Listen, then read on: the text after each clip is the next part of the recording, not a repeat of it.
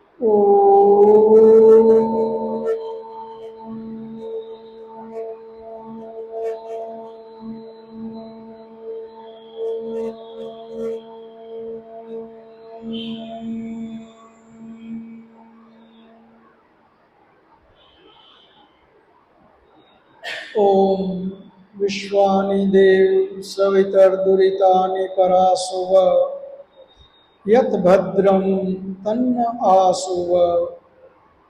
હે પરમપિતા પરમાત્મા, હે દયાળુ, તું એવી કૃપા કર મારી અંદર રહેલા દુર્ગુણ દુર્વ્યસન એ બધા મારાથી કોસો દૂર થઈ જાય અને જેનાથી મારું કલ્યાણ થાય, જેનાથી મારી આત્મિક ઉન્નતિ થાય એવા સદ્ગુણોથી તું મને ભરી દે.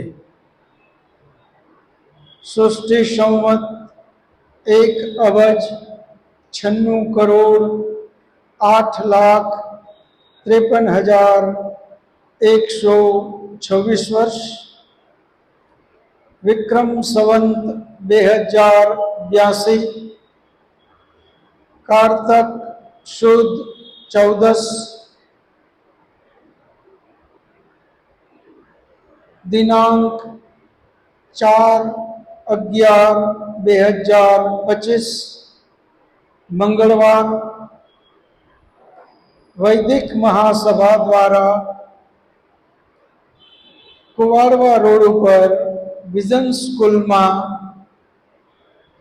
વેદ જ્ઞાન માટેનું આ 10મું સત્ર, જેમાં આપ સૌ ભાઈઓ તથા બહેનોનું હાર્દિક સ્વાગત છે. આપણે પરંપરાગત વેદ અને વેદના ગ્રંથો, આજે તમારે લોકોએ વેદ ગ્રંથો બોલવાના છે અને મારે સાંભળવાનું છે. અરવિંદભાઈ 4 વેદના નામ બોલો. બહુ સરસ. આપણે બધા સાથે બોલીએ.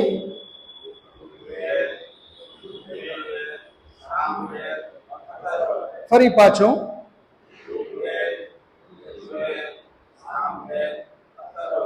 આ 4 આપણા વેદ, એના 4 ઋષિમુનિ છે.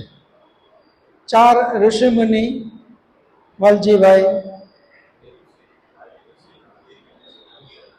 જરા જોશથી.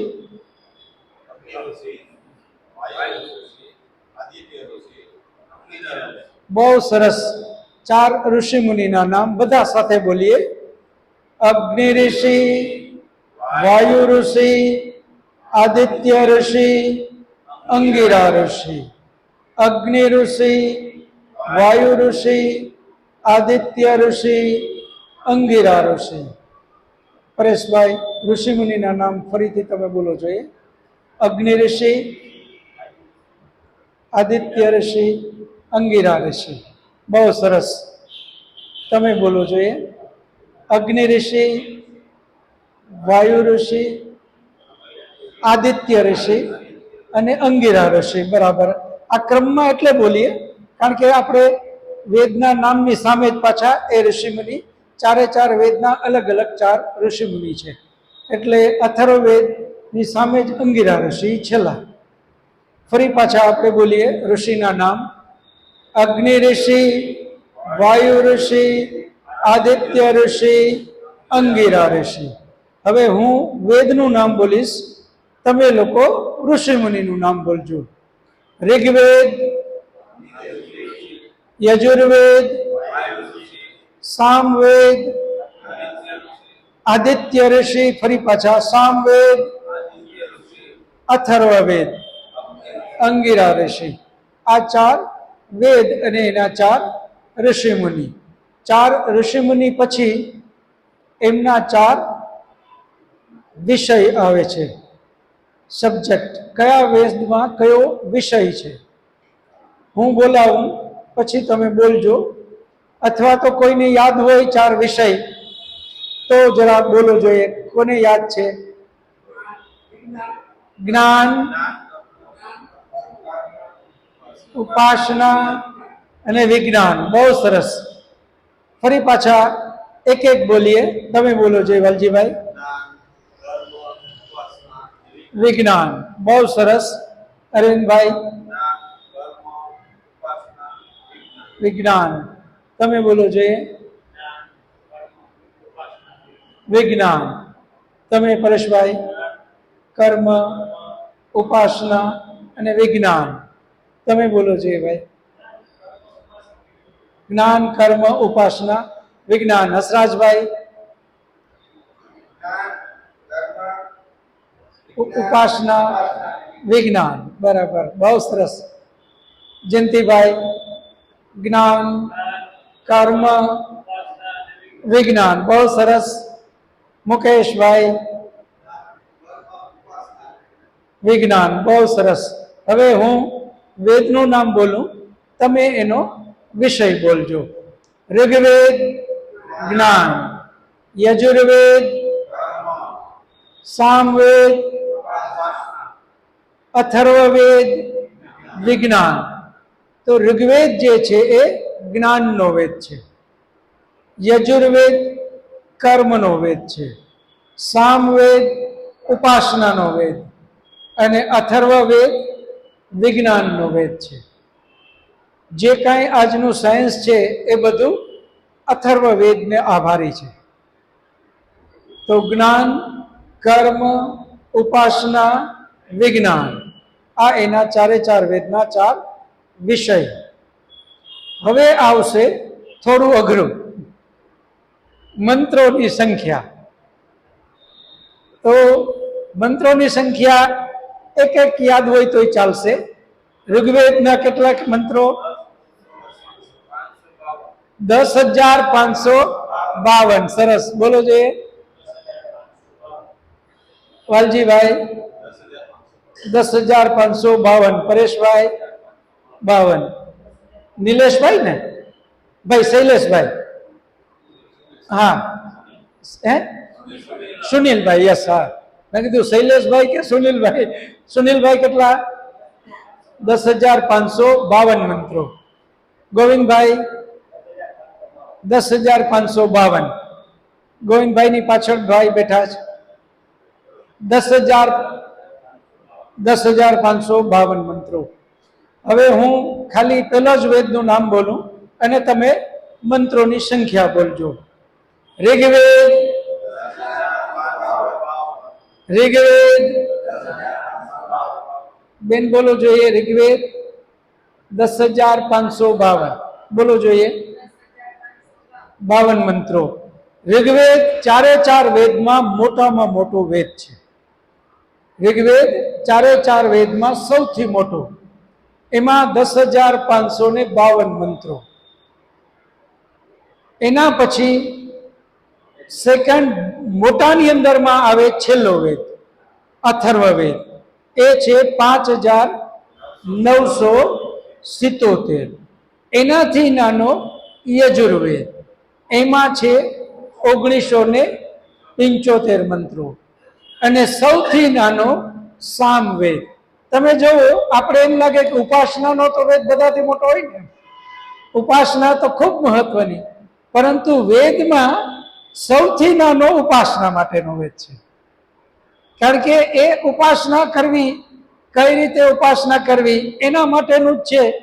એટલે એ વેદ સૌથી નાનો, વિજ્ઞાન, જ્ઞાન આ સૌથી મોટા.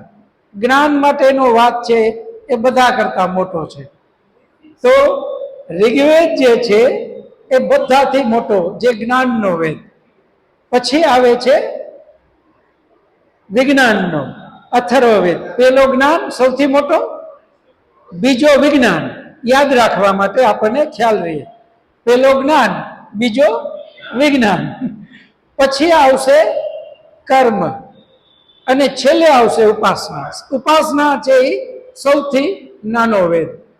તો જ્ઞાનનો વેદ ઋગ્વેદ. ઋગ્વેદની અંદરમાં 10,552 મંત્રો. એના પછી બીજો યજુર્વેદ 1975 મંત્રો, સામવેદ 1875 મંત્રો અને અથર્વવેદ 5977. બહુ સરસ બેટા. તો આ રીતે હવે હું વેદના નામ બોલું, તમે મંત્રોની સંખ્યા બોલજો. ઋગ્વેદ, યજુર્વેદ, સામવેદ, અથર્વવેદ. બહુ સરસ, બહુ સરસ.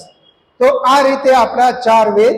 સૌથી મોટો જ્ઞાનનો ઋગ્વેદ, એનાથી નાનો વિજ્ઞાનનો અથર્વવેદ, એનાથી નાનો કર્મનો યજુર્વેદ અને સૌથી નાનો સામવેદ એ ઉપાસનાનો. ઉપાસના માટેનો વેદ સૌથી નાનો છે. તો જ્ઞાન, કર્મ, ઉપાસના, વિજ્ઞાન 10,552 મંત્રો, 1975 મંત્રો, 1875 મંત્રો, 5977 મંત્રો. આ 4 વેદ આપણા ઋગ્વેદ, યજુર્વેદ, સામવેદ, અથર્વવેદ અને એના મંત્રોની સંખ્યા. હવે આવે છે 4 ઉપવેદ. ઉપવેદ કોને ખબર છે? 4 ઉપવેદના નામ કોને આવડે છે? હંસરાજભાઈ. બહુ સરસ.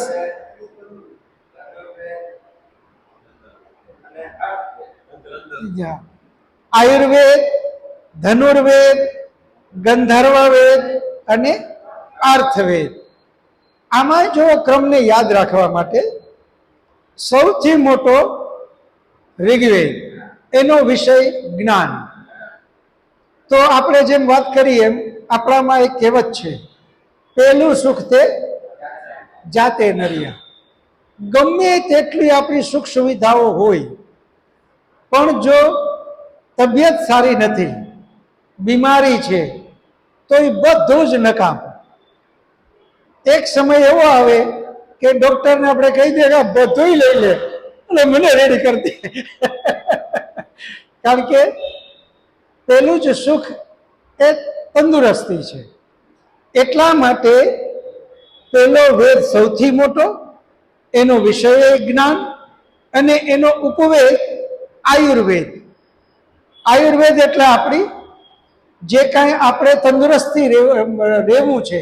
દુનિયામાં એવા કોઈ મેડિકલ સાયન્સના ગ્રંથો નથી કે જે બીમાર ન પડવા માટેની જ્ઞાન આપતું હોય. એ બધા જ ગ્રંથો એવા છે દુનિયાના, બીમાર પડ્યા પછી શું કરવું એના માટેનું જ્ઞાન આપે. પણ બીમાર જ ન પડવું હોય તો એના માટેનું જ્ઞાન માત્ર ને માત્ર આયુર્વેદ આપે છે. કેટલા વાગે ઉઠવું, કેટલા વાગે સૂવું, ઉઠીને તરત જ શું કરવું, કેવું પાણી પીવું, કઈ ટાઈપનું પાણી પીવું, કઈ રીતે બેસીને પાણી પીવું, કઈ પોઝિશનમાં રહીને પાણીને પીવું જોઈએ, કેટલું ગરમ કરવું, ઠંડુ પીવું.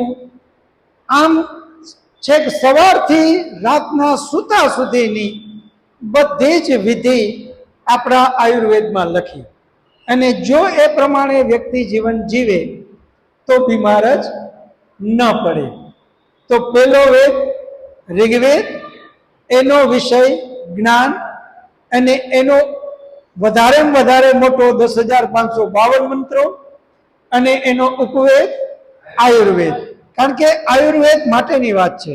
એટલે આપણા પરમપિતા પરમાત્માએ આપણને મેક્સિમમ જ્ઞાન, વધારેમાં વધારે જ્ઞાન આપવા માટેનો પ્રયત્ન એ ગ્રંથમાં કર્યો અને એનું નામ છે આયુર્વેદ. પરમાત્મા ઈચ્છે છે કે આપણે તંદુરસ્તમય રહીએ, આપણે બીમાર જ ના પડીએ. એટલે જ પેલો વેદ ઋગ્વેદ અને એનો ઉપવેદ આયુર્વેદ. તંદુરસ્તી આવી, બધું આપણે આવ્યું. હવે એમણે તંદુરસ્ત લોકો માટે હવે કર્મની વાત કરી. બીમાર માણસ તો કઈ કર્મ કરી શકવાનો નથી. એટલે પેલો વેદ ઋગ્વેદ, જ્ઞાન આયુર્વેદ. બીજો યજુર્વેદ. હવે તંદુરસ્તી આવી એટલે કર્મની વાત આવી, એટલે એનો વિષય કર્મ. અને એ કર્મના ઉપવેદ તો કે ધનુર્વેદ. કારણ કે તંદુરસ્તી છે, બધું છે, તો હવે આપણે સંરક્ષણ માટેનું શીખવું પડશે. રક્ષા કોણ કરશે? તંદુરસ્ત લોકો. એટલે એમણે બીજો વેદ ઉપવેદ આવ્યો ધનુર્વેદ. જે કાંઈ વિદ્યા આપણે શસ્ત્ર સરંજામ માટેની છે એ બધું જ ધનુર્વેદને આભારી છે. એટલે પેલો આયુર્વેદ, બીજો ધનુર્વેદ. પેલો ઋગ્વેદ, બીજો યજુર્વેદ. આયુર્વેદ, ધનુર્વેદ. હવે આવી વાત તરત જ તંદુરસ્તી એ બહુ છે, બળવાન છે, બલિષ્ઠ છે, અને કર્મઠ બહુ છે. પરંતુ આ બે વસ્તુ હોવા છતાં વ્યક્તિ ગલત રસ્તે જશે. કારણ કે બલવાન છે અને સામે લડવાની શક્તિ એ છે. એટલે એ નિર્દોષ માણસને હેરાન કરવા જાય. એટલે પરમાત્માએ કીધું કે તારે એવું કરવાનું નથી. એટલા માટે એણે શું કર્યું? ત્રીજો સામવેદ. એનો વિષય શું? ઉપાસના. કારણ કે જે ઉપાસના કરે એ કોઈ દિવસ અત્યાચાર ન કરે. પહેલું તંદુરસ્તી, પછી કર્મ ધનુર્વિદ્યા, હવે આવી ઉપાસના. કે ભાઈ ઉપાસના તો તારે કરવી પડશે, નહીતર અત્યારે જે અમેરિકા કરે છે એ જ કામ બધા કરશે. જ્યાં એને લાગે સ્વાર્થ, ત્યાં એની શક્તિનો ઉપયોગ કરી અત્યારે આપણે બધા, કદાચ સમાચારમાં હવે બધું વધારે વિશેષ આવશે, ઘણા ટાઈમથી સુદાનની અંદરમાં ખૂબ જ મુશ્કેલીઓ એમણે ઊભી કરી છે. અને જેટલા સુદાની લોકો બહુ ભોળા, ખૂબ સજ્જન માણસો, પરંતુ અમેરિકાએ ત્યાં ખૂબ સોનું છે એને લૂંટવા માટે હવે ત્યાં એવી લડાઈઓ ચાલુ કરી છે. આ મુખ્ય કારણ છે, એની પાસે આયુર્વેદ છે, યાની શારીરિક તંદુરસ્તી એ છે, અને બીજું ધનુર્વેદ એ પણ છે. કારણ કે બલવાન છે, દુનિયાનો જમાદાર થઈને બેઠો છે. એની પાસે આ ત્રીજું આપણે મોકલવાનું છે, ઉપાસના. એને કહીએ ઉપાસના કરતા જાઓ ભાઈ તો તમે સુખી અને શાંતિથી જીવશો અને દુનિયાને સુખી અને શાંતિથી જીવવા દેશો. એટલે આ તો યાદ રાખવા માટે હું તમને વચ્ચે વચ્ચે હિન્ટ આપતો જાઉં કે આ યાદ આ રીતે રહી જશે. તો ત્રીજો આપણો ઉપાસનાનો વેદ સામવેદ અને એનો ઉપવેદ ગંધર્વ વેદ. ગંધર્વ એ તમે જુઓ શબ્દ, નૃત્ય કલા, એના માટે જ આપણે ગંધર્વ શબ્દ વાપરીએ. એટલે આપણે તરત યાદ રહે કે એક ઉપાસના માટેનો વેદ છે, એટલે એનું નામ છે ગંધર્વ વેદ. અને આ ઉપાસના કર્યા પછી હવે જો સાયન્સનો ઉપયોગ કરી અને ન્યુક્લિયર કે ગમે એવી સિદ્ધિઓ મેળવે તો એ દુનિયાના કલ્યાણ માટે જ વાપરશે. એ કોઈ દિવસ દુનિયાના વિનાશ માટે નહીં વાપરે, કોઈને મારવા માટે નહીં વાપરે. એટલે ચોથો વેદ છે હવે આવ્યો અથર્વવેદ. અને અથર્વવેદનો વિષય જ વિજ્ઞાન. કે આટલું મેળવ્યા પછી હવે વિજ્ઞાનની સાધના કરો. અને વિજ્ઞાન શેના માટે આપણે મેળવીએ? પૈસો. એટલે એનો મુખ્ય વિષય વિજ્ઞાન. વિજ્ઞાનથી આપણે પૈસો કમાઈએ.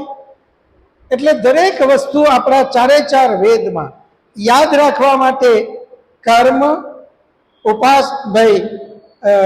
પેલા જ્ઞાન, કર્મ, ઉપાસના અને વિજ્ઞાન, આ રીતે આપણા ચારેયનો ક્રમ. અને એના ઉપવેદ આયુર્વેદ, ધનુર્વેદ, ગંધર્વવેદ, અર્થવેદ. અર્થ એટલે શું? તમે તો ભણાવો છો, અર્થશાસ્ત્ર આપણે ભણાવીએ છીએ ને, ઇકોનોમી, બિઝનેસ, એને અર્થશાસ્ત્ર કહીએ. અને અર્થશાસ્ત્રનો મતલબ જ પૈસો. આપણા મનમોહનસિંહજી કોણ હતા? તો અર્થશાસ્ત્રી આપણે કહીએ. આપણે એના માટે અર્થશાસ્ત્રી, નાણામંત્રી જે કહીએ, એટલે પૈસા, વિજ્ઞાનમાં પૈસો લાગુ પડે. એ પૈસો કમાવા માટેનું જ સાધન છે વિજ્ઞાન, અને દુનિયાને સુખી કરવા માટેનું સાધન. તો જ્ઞાન, કર્મ, ઉપાસના અને વિજ્ઞાન. હવે એના પછી હવે આવશે 4 ઉપવેદ, પછી 4 બ્રાહ્મણ ગ્રંથો. 4 બ્રાહ્મણ ગ્રંથો. એમાં કોઈને ઋગ્વેદનો બ્રાહ્મણ ગ્રંથ યાદ હોય? હાથ ઊંચો કરો.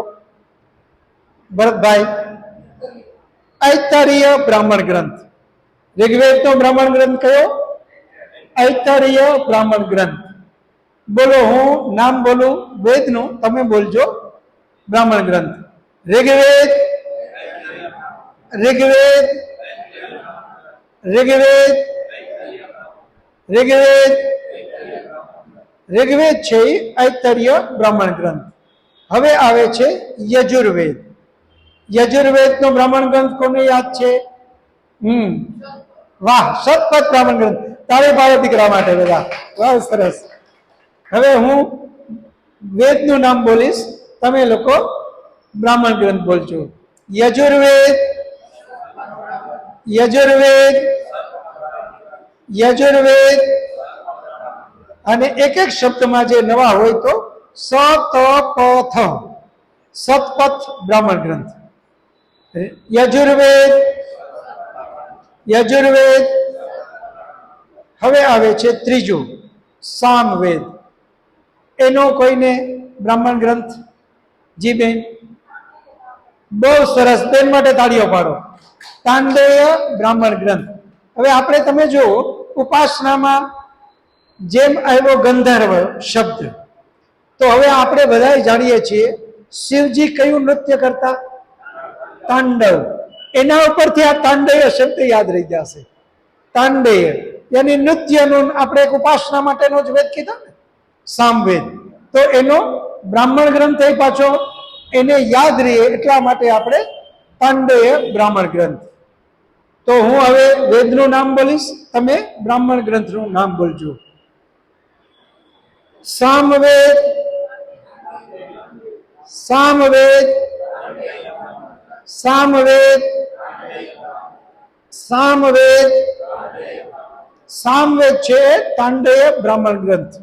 એનો બ્રાહ્મણ ગ્રંથ છે તાંડેય બ્રાહ્મણ ગ્રંથ. અને હવે આવ્યો છેલ્લો આપણો ગ્રંથ છે અથર્વવેદ. અથર્વવેદનો બ્રાહ્મણ ગ્રંથ કોને યાદ છે? દીકરો તૈયારી કરીને આવ્યો છે. બેટી તું બોલ, તું બોલ. મમ્મીને જરા પૂછી લે. હા, બરાબર, ગોપથ. યસ, દીકરી માટે તાળીઓ પાડો. બહુ સરસ. ગોપથ બ્રાહ્મણ ગ્રંથ. અથર્વવેદનો બ્રાહ્મણ ગ્રંથ કયો? ગોપથ. અને ગો એને ગાય પણ કહીએ આપણે. ગો ઇન્દ્રિયો માટે પણ છે. એમ અલગ અલગ ગોનો અર્થ થાય. પૂરા આપણે તમે જુઓ, કૃષ્ણનો યુગ અને એની પહેલાનો યુગ, એની અંદરમાં આપણી ઇકોનોમીનું મુખ્ય કોઈ સાધન હતું તો એ શું હતું? ગાય. એનું મુખ્ય સાધન શું હતું? ગાય. આ યાદ રહે એટલા માટે હવે તમે જુઓ, અથર્વવેદ એનો વિષય વિજ્ઞાન, એનો ઉપવેદ અર્થવેદ, ઇકોનોમી, સાયન્સ. અને હવે એનો બ્રાહ્મણ ગ્રંથ જે છે એ છે ગોપથ બ્રાહ્મણ ગ્રંથ. ગોપથ બ્રાહ્મણ ગ્રંથ, કારણ કે ઇકોનોમીની બધી વાતો છે. તો એનો બ્રાહ્મણ ગ્રંથ છે ગોપથ બ્રાહ્મણ ગ્રંથ. હવે હું બોલું અથર્વવેદ, તમારે બોલવાનો છે ગોપથ બ્રાહ્મણ ગ્રંથ. અથર્વવેદ, અથર્વવેદ, અથર્વવેદ, અથર્વવેદ. આ જ રીતે હવે આપણે ઐતરેય બ્રાહ્મણ ગ્રંથ, શતપથ બ્રાહ્મણ ગ્રંથ, તાંડેય બ્રાહ્મણ ગ્રંથ અને ગોપથ બ્રાહ્મણ ગ્રંથ.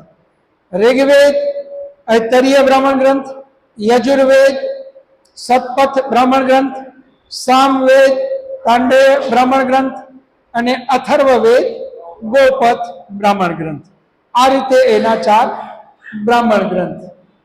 હવે આપણે 6 એના અંગ છે. 6 અંગ કોને બોલતા આવડે છે? એમાં 1-2 આવડે, આડા અવડા આવડે તો ચાલશે. પેલું તમને યાદ કરવા માટે, હા બોલજો. કઈ?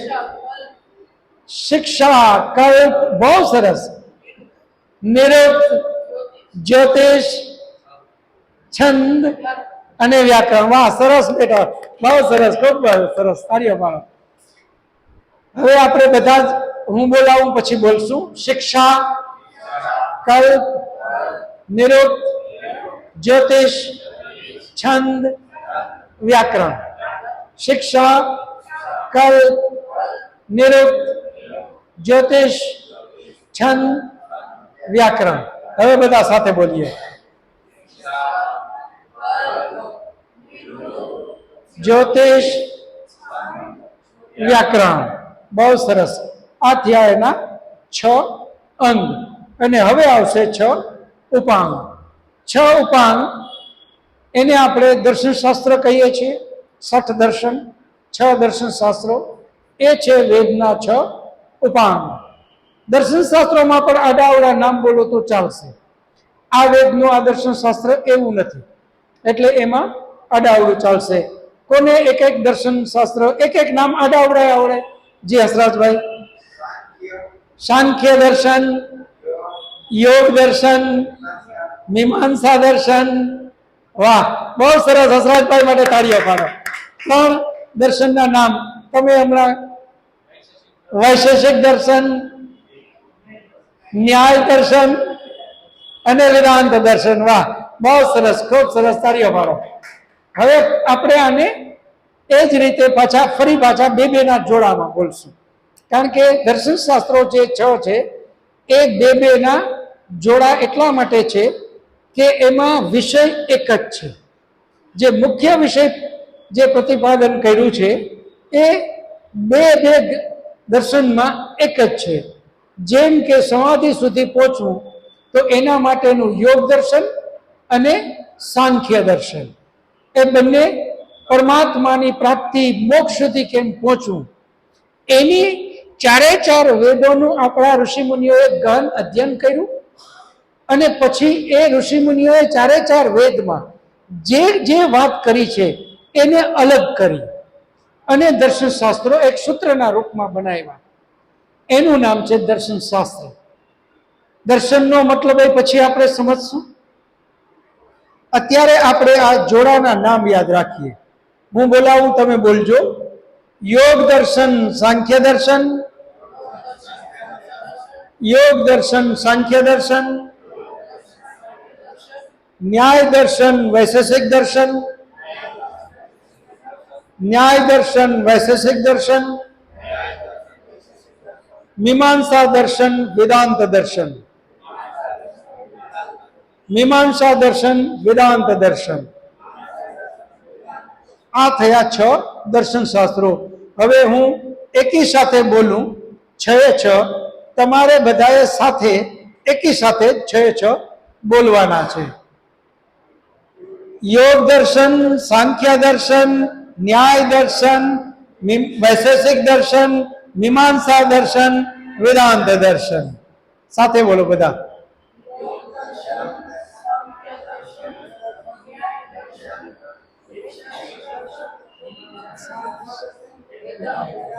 ફરી પાછા.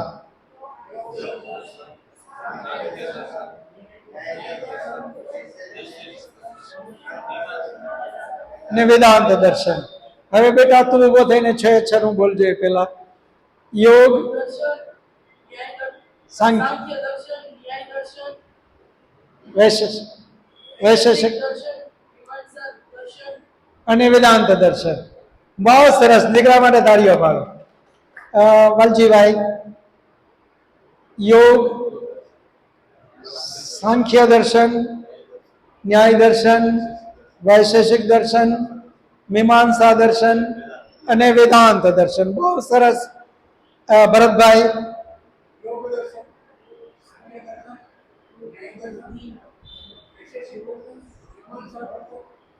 વેદાંત દર્શન.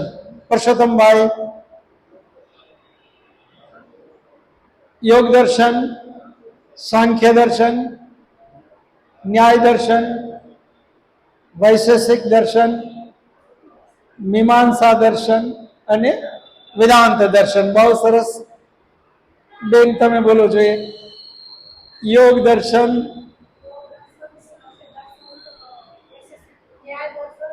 ન્યાય, વૈશેષિક, મીમાંસા અને વેદાંત દર્શન. બહુ સરસ. બેન માટે તાળીઓ પાડો. સુનિલભાઈ, બહુ સરસ.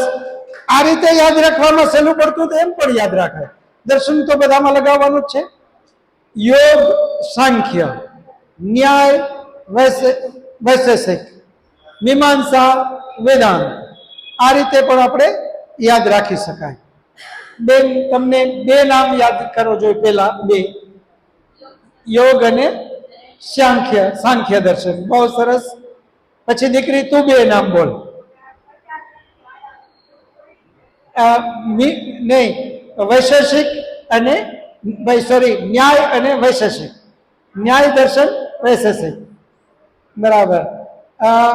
હંસરાજભાઈ છેલ્લા 2. હંસરાજભાઈ, બહુ સરસ. હંસરાજભાઈ માટે તાળીઓ પાડો.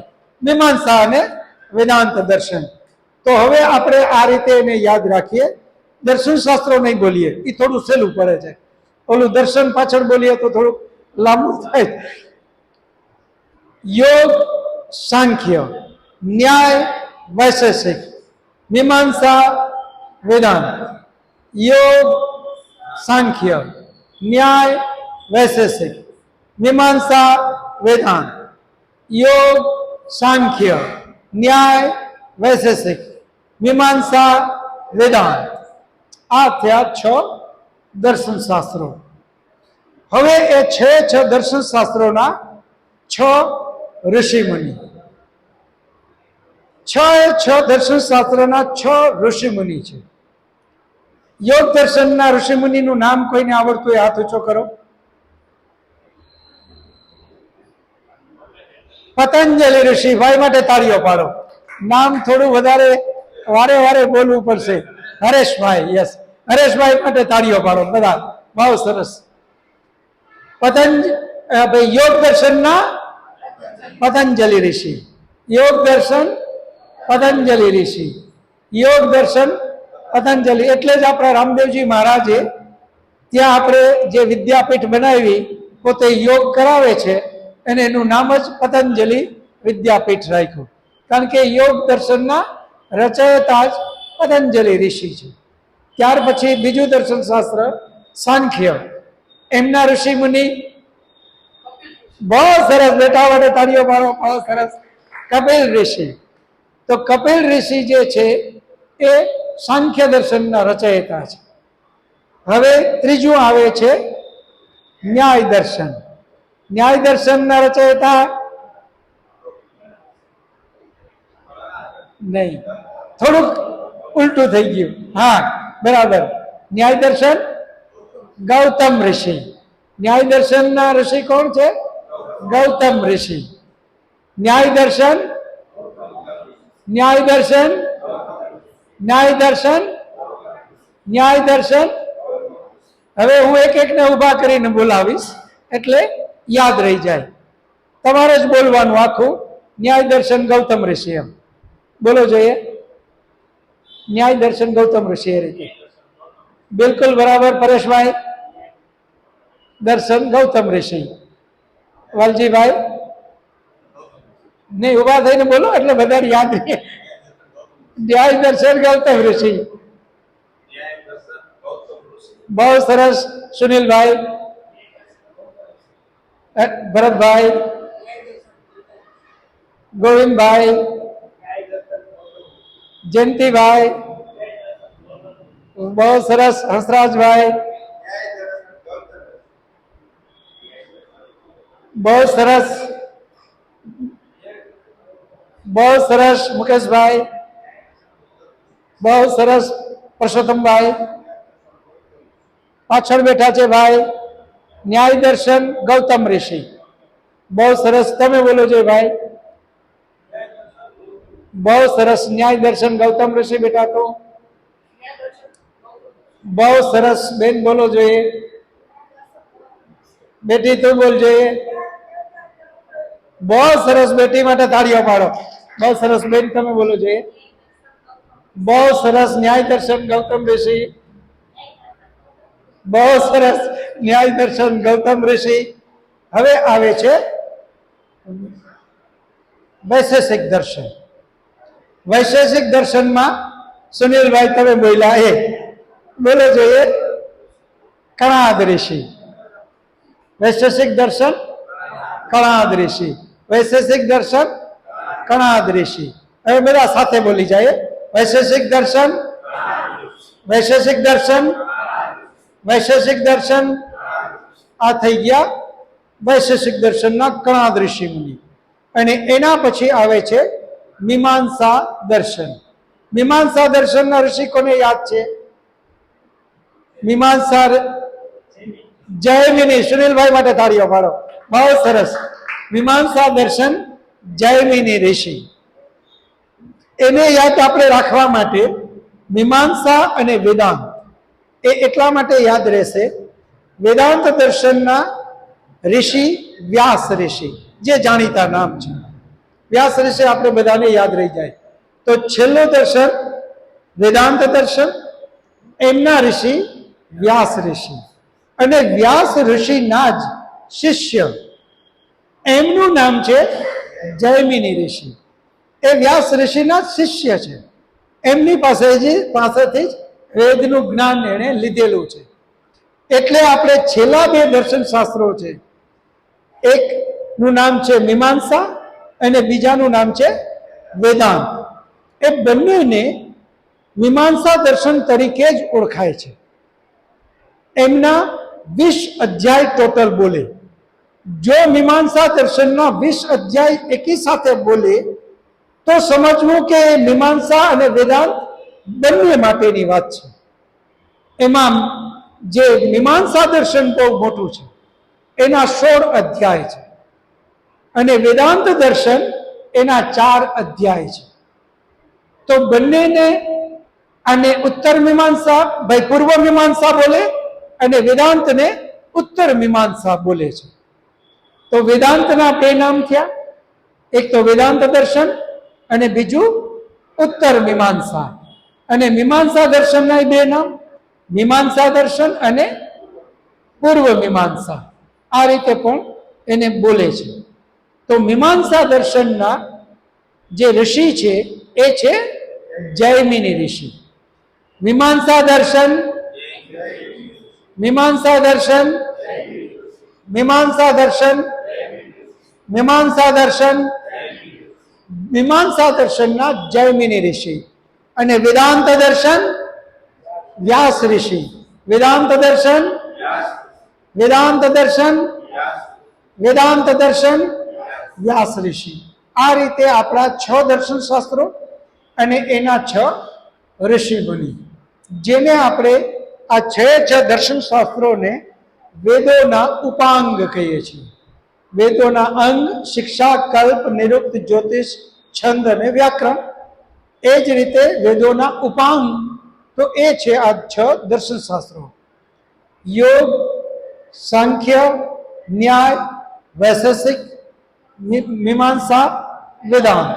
આ રીતે 6 દર્શન શાસ્ત્રો અને એના 6 ઋષિ મુનિ. હવે આવે છે 11 ઉપનિષદ. 11 ઉપનિષદ. કોઈને પણ ગમે તે નામ આવડતું હોય તે હાથ ઊંચો કરો. ઉપનિષદનું નામ આવડતું હોય તે હાથ ઊંચો કરો. જી હરેશભાઈ, ઈશાવાસ્ય ઉપનિષદ, બહુ સરસ. હરેશભાઈ માટે તાળીઓ પાડો, બહુ જ સરસ. આ જે ઈશાવાસ્ય ઉપનિષદ છે એ કયા વેદનો ભાગ છે? યજુર્વેદનો. બહુ સરસ. લક્ષ્મણીબેન માટે અને ભરતભાઈ માટે તાળીઓ પાડો, બહુ સરસ. યજુર્વેદનો 40મો અધ્યાય, એને આપણા ઋષિમુનિઓએ અલગ કર્યો અને એનું નામ આપી દીધું ઈશાવાસ્ય ઉપનિષદ, અથવા તો શોર્ટકટમાં ઈશો ઉપનિષદ. આ જ્ઞાન આપણે એટલા માટે લઈએ છીએ કે દરેકે દરેક દુનિયાની જેટલી પ્રજા છે એમને એમના મુખ્ય ગ્રંથોના વિશે મોટા ભાગનું જ્ઞાનની ખબર છે. આપણા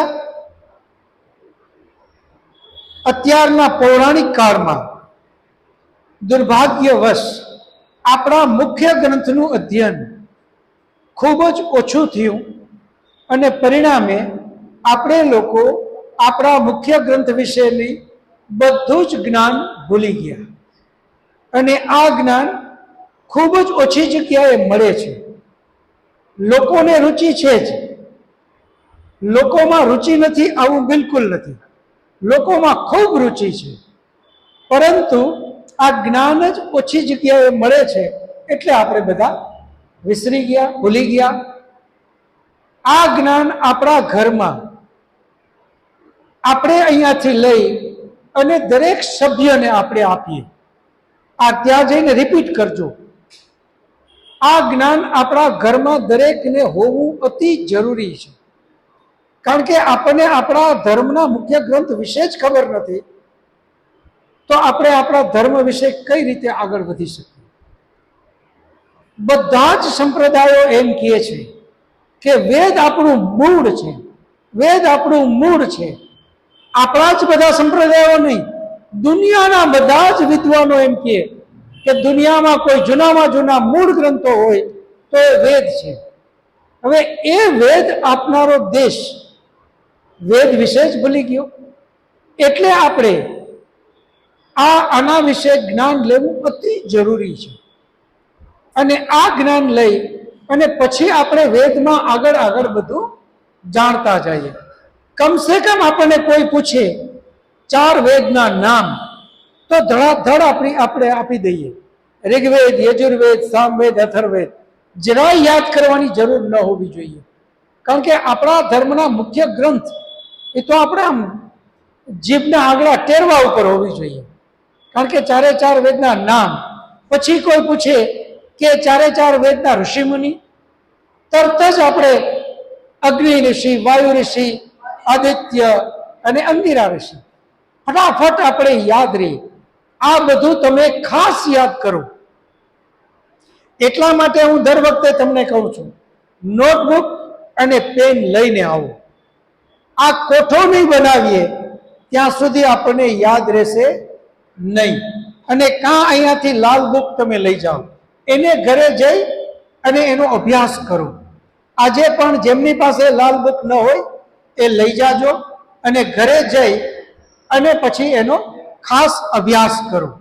જેમને હવે કંઈ પ્રશ્ન હોય તો હાથ ઉપર કરો અને પ્રશ્ન કરો. મારું નામ મંગે રક્ષમણીબેન છે. મારો પ્રશ્ન છે કે આપણે અંગ્રેજીમાં 12 મહિના છે, બરાબર? એમાં 30-31 દિવસો હોય છે. ગુજરાતીમાં પણ આપણે 12 મહિના છે પ્લસ 3 વર્ષે જે આપણે વધારાનો મહિનો આપણે પુરુષોત્તમ મહિનો કહીએ છીએ. તો એ વધારે વિસ્તૃતમાં જાણવા માટે શું હોય છે? બેનનો પ્રશ્ન એ છે કે આપણે જેમ 12 મહિના તો છે જ આપણામાં, પરંતુ દિવસો આગળ પાછળ છે અને પરિણામે દર 4 વર્ષે 1 મહિનો આપણે પુરુષોત્તમ મહિનો વધારાનો કરવો પડે છે. જ્યારે બાકીના જે અંગ્રેજીમાં જે કંઈ મહિના છે એ 12 મહિના ફિક્સ જ છે. એમાં એ લોકોએ વધારે કરવું પડતું નથી. એટલા માટે એ લોકોએ, અને આપણામાં આ ફરક છે, આપણા ઋષિમુનિઓ ખગોળશાસ્ત્ર, ભૂગોળશાસ્ત્ર અને ગણિત શાસ્ત્ર આના પ્રકાંડ વિદ્વાન હતા. આપણા તિથિ બધા એમને ક્રમમાં ચાલી જાય એ રીતે નથી. આપણી તિથિ ગ્રહ અને નક્ષત્રોને આધારે એકદમ સ્પષ્ટ તિથિ કહેવાવાળા છે કે ગ્રહ, નક્ષત્ર, ચંદ્ર આ બધું જ કઈ જગ્યાએ, એને આધારે કઈ તિથિ ક્યારે આવે છે એ નક્કી થાય છે. જ્યારે અંગ્રેજી લોકો એનું આટલું ગણિત, ભૂગોળ કે ખગોળ આટલું પાકું નહોતું જે તે વખતે એમણે બહાર પાડ્યું ત્યારે, એટલે એ લોકોએ સહેલું કઈ રીતે પડે એના માટે થઈ અને 30-31 એનો મેળ કર્યો. હા, એને પાછો 12 મહિનાનો મેળ કરવા માટે એક ફેબ્રુઆરી એવો કર્યો કે જેમાં થોડા જે વધઘટના દિવસો છે ને એ એમાં એડજસ્ટ કરી નાખે છે. એ એડજસ્ટ એ લોકો એમ જ કરી નાખે છે. 30 અને 31નો મહિનો એમાં ક્યાંય એનું બીજું ગણિત નથી. 30 અને 31 અને એને આ 12 મહિના પૂરા કરવા છે. જ્યારે આપણા ઋષિમુનિઓ દરેક રીતે વિદ્વાન હતા. હમણાં જ તમે જુઓ, આપણે 11 અને 12 બે ભેગા હતા. 11 પછી સીધી 13 આવી અને આજે 14 આવી. હવે 11 અને 12 એ એટલા માટે બે સાથે હતા કારણ કે ત્યારે નક્ષત્ર ગ્રહોનું બેયનું એકી સાથે સંમિશ્રણ હતું. આટલા વાગ્યાથી એટલા વાગે આ નક્ષત્ર અને એના પછી પાછું સીધું જ 13નું નક્ષત્ર શરૂ થઈ જતું હતું, એટલે 13 આવી ગઈ. તો 12 કરી અને ભાઈ 11 કરી અને 12 કરી, અને એના પછી જો ગ્રહ અને નક્ષત્ર પ્રમાણે 13 ન હોય તો એનો ક્ષય થઈ જાય, અને સીધું જો નક્ષત્ર 14 ઉપર જતું હોય તો 2 14 આવે. આવું બને. એટલે ગ્રહ નક્ષત્રો ઉપર આપણું બધું ગણિત ચાલે છે. આપણા ઋષિમુનિઓ, તમને એક ટૂંકો દાખલો દઉં કે બાઇબલ બન્યું એને કેટલા વર્ષ થયા? 2025 અત્યારે આ ચાલે છે. આ એની યાદમાં જ છે. ઈસવીસન જેને બાઇબલ બનાવ્યું એ જીસસ, એની જ યાદમાં આ ઈસવીસન ચાલે છે. 2025 વર્ષ પહેલા એમણે બાઇબલમાં લખ્યું છે કે આ પૃથ્વી સપાટ છે, સીધી સપાટ છે. હવે તમે વિચાર કરો, એક વ્યક્તિ એ વખતના એ લોકોને એટલી પણ ખબર નથી કે આ પૃથ્વી ગોળ છે, તો બાકીના નક્ષત્રોનો તો પ્રશ્ન જ ક્યાં છે? પૃથ્વીથી ચંદ્ર દૂરી, સૂર્યની દૂરી, આ બધી જ જે ખગોળશાસ્ત્ર, ભૂગોળશાસ્ત્ર અને ગણિત શાસ્ત્ર જેને પૃથ્વીની જ ખબર નથી, જેના ઉપર એ રીએ છે કે એ સપાટ એને લખેલી છે. હવે તમે વિચાર કરો, આપણે તો આ પૃથ્વીનું નામ શું રાખ્યું? ભૂગોળ. આનું નામ શું રાખ્યું? ભૂગોળ. એના ઉપરથી જ ખબર પડી જાય કે આ ભૂ છે એ ગોળ છે, આ પૃથ્વી છે એ ગોળ છે. સપાટનો સવાલ જ નથી, જ્યાં ભૂ ગોળ. એટલે આપણા તો શાસ્ત્રો અને આપણા ઋષિમુનિઓ મહાન વિદ્વાન હતા. એમની પાસે આ બધું જ જ્ઞાન હતું, અને પરિણામે આપણે એકમ તો એ પણ એના નક્ષત્રો, ચંદ્ર, આ બધું જ ગણિત માંડી અને એ એકમ, બીજ, ત્રીજ, ત્રીજ 2, ચોથનો ક્ષય, પાંચમ, આવું બધું આવ્યા જ કરવાનું. અને પરિણામે જ્યાં ક્ષય થાય, જ્યાં લાંબા ટૂંકું થાય, તો હવે એનો 3 વર્ષ પછી 1 વર્ષ 1 મહિનો એમાં પરસોત્તમ મહિનો કરીને વળી પાછો મેળે, અને એ નક્ષત્રો પ્રમાણે. એમાંય પાછું એવું નથી કે ત્યારે જ સુકામે, એટલે એ નક્ષત્રો પ્રમાણે જ કરે છે. તો આપણા ઋષિમુનિઓ ખૂબ જ્ઞાની હતા, ખૂબ વિદ્વાન હતા, અને પરિણામે એ આ રીતે બધી ભેદ હતો.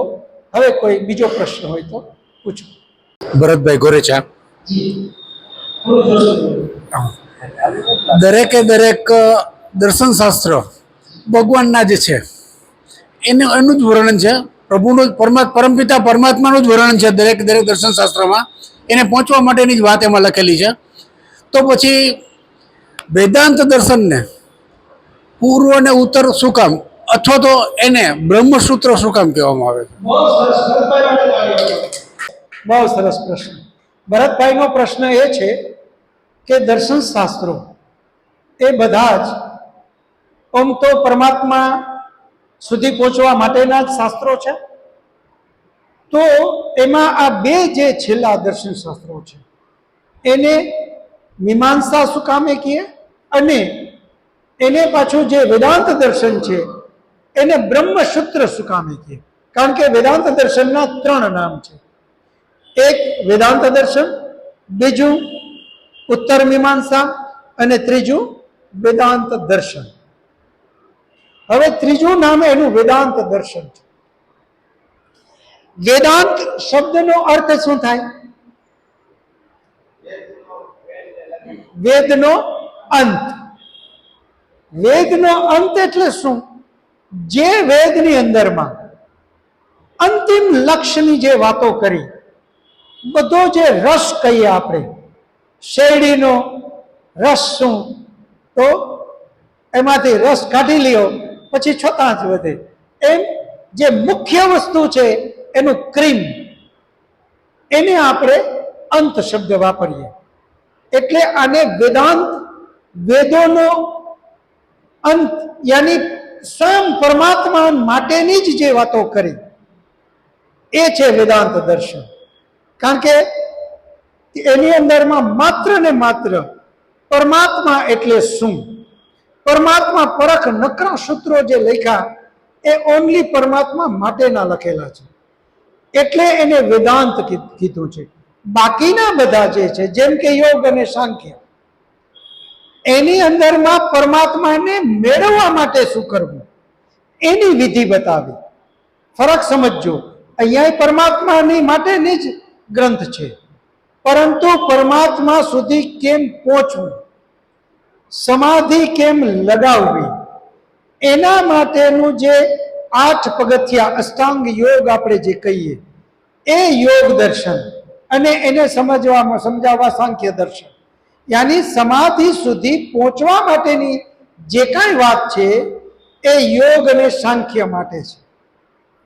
એ જ રીતે વેદને કયા વેદમાં કઈ વાત કરી, એની અંદરમાં જે મંત્ર છે, એમાં જે શબ્દ છે એનો ખરેખર અર્થ શું થઈ શકે, આ બધું જ સમજવા માટે વૈશેષિક અને ન્યાય આ બધી જ વાતો એમાં કરી છે, અને મીમાંસા પણ.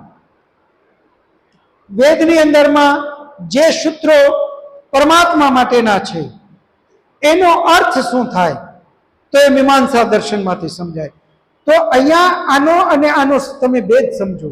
આ પણ પરમાત્મા માટે જ પહોંચાડવાની વાત કરે, પરંતુ આ પહોંચાડવા માટેની વાત કરે, જ્યારે વેદાંત અને મીમાંસા એ તો માત્ર પરમાત્માની જ વાત કરે છે, એમાં પરમાત્મા માટેના જ સૂત્રો છે. એટલે એને વેદાંતને બ્રહ્મસૂત્ર કીધું, કે વેદાંત એટલે બ્રહ્મસૂત્ર, બ્રહ્મની જ વાતો, બ્રહ્મ સિવાય એમાં કોઈ વાતો બીજી નથી. અહીંયા પણ પરમાત્માની જ વાતો, પણ પરમાત્માને પામવો કેમ એના માટેની વાતો, જ્યારે ત્યાં સ્વયં પરમાત્માના જ વિશેની વાતો, એટલે એને બ્રહ્મસૂત્ર આપણે કીધું. અને બ્રહ્મસૂત્રનો અભ્યાસ કરી વ્યાસ ઋષિએ આપણને પરમાત્માની બધી જ વાતો કરી, અને એટલે પરમાત્મા વિશે વ્યાસજી એટલા મહાન ઋષિ હતા, એમની કક્ષા ખૂબ ઊંચી હતી. એમણે જે વેદાંત દર્શનની અંદરમાં સૂત્રો લખ્યા છે એ બહુ શોર્ટમાં લખ્યા છે, બહુ ટૂંકા લખ્યા છે. બાકીના જેમ કે યોગ દર્શન કયો, સાંખ્ય કયું, વૈશેષિક કયું, આ બધા સૂત્રો થોડા લંબાઈ કરી અને એનો અર્થ સમજવો બહુ સહેલો છે. એમાં બહુ દ્વિઅર્થી અર્થ થઈ શકે એવું નથી. જ્યારે વેદાંત દર્શન મહર્ષિ વ્યાસ એટલા બધા વિદ્વાન કે એમણે એમની વિદ્વતા મુજબ બધું લખી નાખ્યું અને બહુ ટૂંકમાં બ્રહ્મ વિશેની વાતો લખી.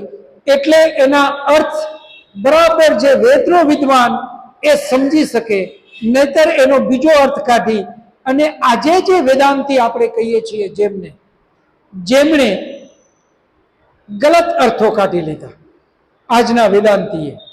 અને જે વ્યાસ ઋષિ વેદનો જ મહાન વિદ્વાન અને વેદ ઉપરથી જ વેદાંત દર્શન બનાવ્યું, એ જ વેદાંત દર્શનનો અલગ અલગ અર્થ કાઢી અને વેદ વિરુદ્ધ અત્યારે વાતો ચલાવી છે. કારણ કે એને વેદનું જ્ઞાન નથી આજના જે વાત.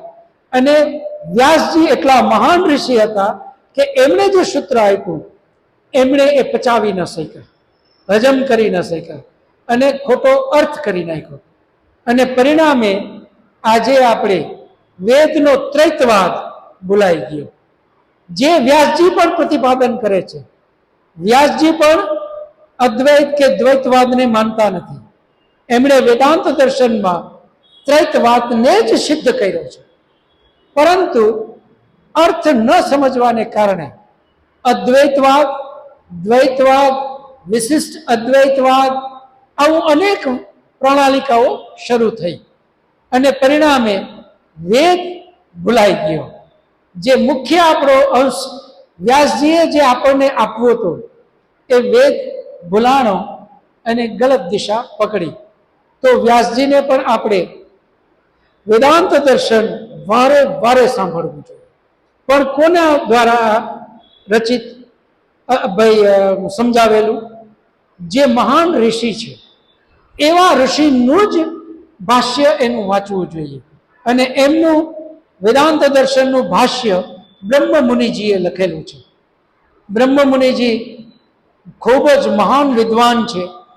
એમનું આપણે મળે તો એ વ્યાસજીનું વેદાંત દર્શનનું ભાષ્ય આપણે લઈ આવી અને વાંચશું તો આપણને બરાબર એમના વ્યાસજી જે કહેવા માંગે છે એ આપણે સમજી શકશું.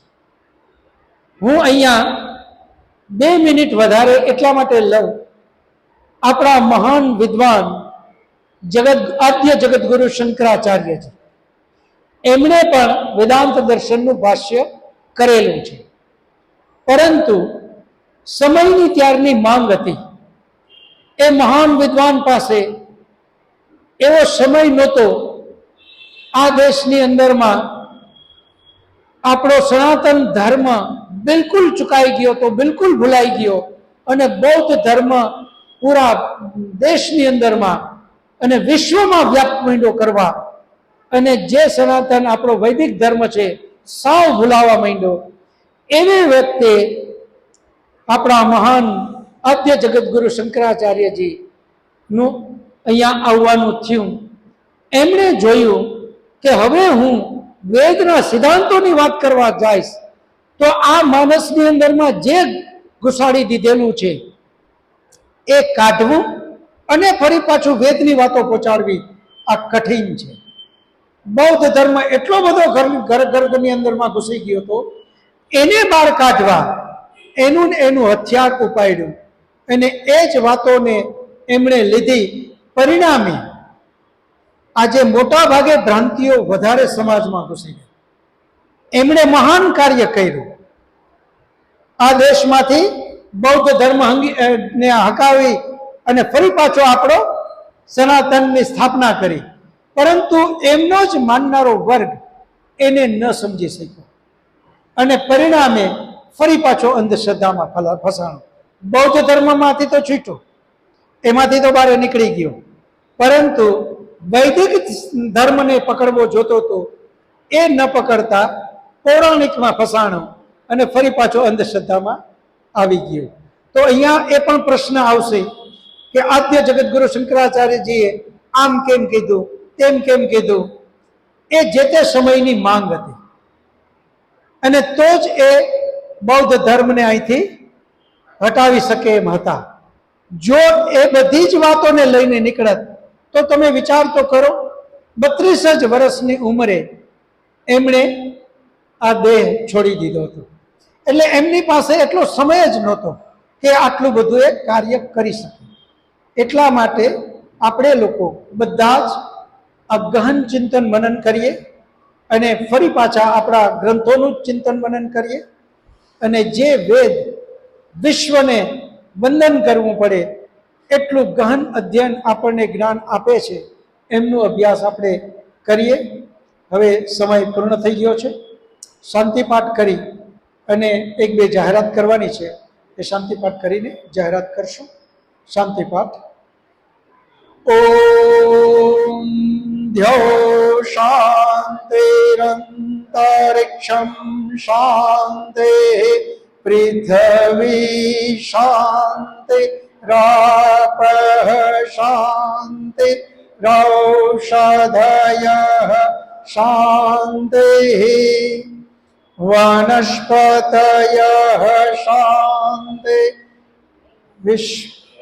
દેવા શાંતિર્બ્રહ્મ શાંતિ સર્વં શાંતિ શાંતિરેવ શાંતિ સમા શાંતિરેધિ. ઓમ શાંતિ શાંતિ શાંતિ. सर्वेभ्यो नमः. सबको सादर नमस्ते जी. બધા એકબીજાને બે હાથ જોડી નમસ્તે કરી લઈશું. નમસ્તે નમસ્તે.